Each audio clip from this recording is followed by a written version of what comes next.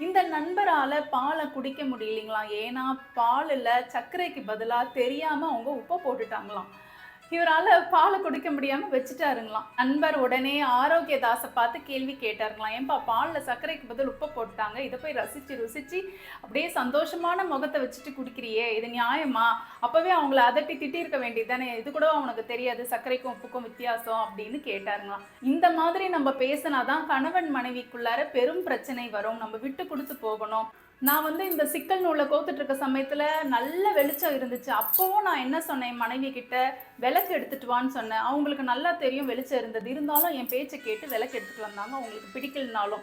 அதே மாதிரி அவங்க தெரியாம பண்ணிட்டாங்க. சர்க்கரைக்கு பதிலா உப்ப போட்டுட்டாங்க. அவங்க மனசு நோகும் நான் சொன்னான்ட்டு நான் அத குடிச்சிட்டேன். இப்படிதான் கணவன் மனைவிக்கு இடையே நெறைய பிரச்சனைகள் தினம் தினம் வந்துகிட்டே இருக்கும். சண்டைகள் வரதான் செய்யும். ஒருத்தர் ஒருத்தர் விட்டு குடுத்துட்டு போனா வாழ்க்கை சுமூகமா இருக்கும். இப்ப புரிஞ்சுகிட்டு இருப்பீங்கன்னு நெனைக்கிறேன் அப்படின்னு சொன்னாருங்களாம். இந்த குட்டி கதையிலேருந்து ஒரு விஷயம் நமக்கு தெரியுதுங்க. கணவன் மனைவி ஒத்துமையா இருக்கணும்னா விட்டு குடுத்து போணுங்க. ஆனா ஒரே ஒரு விஷயம், அந்த விட்டு குடுக்கறதுலயும் ஒரு நியாயமான விஷயங்கள் இருக்கணும்.